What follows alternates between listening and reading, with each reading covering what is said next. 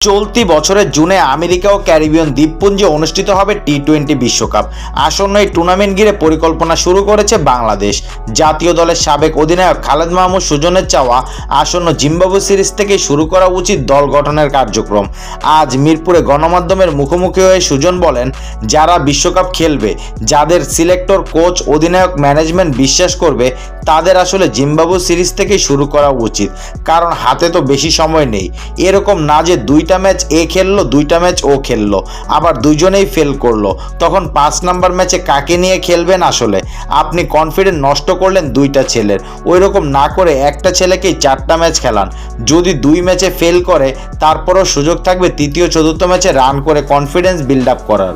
ঈদের ছুটি শেষে আজ থেকে মাঠে গড়াচ্ছে ডিপিএল। এদিন মুখোমুখি হয়েছে আবওয়ানি এবং প্রাইম ব্যাংক।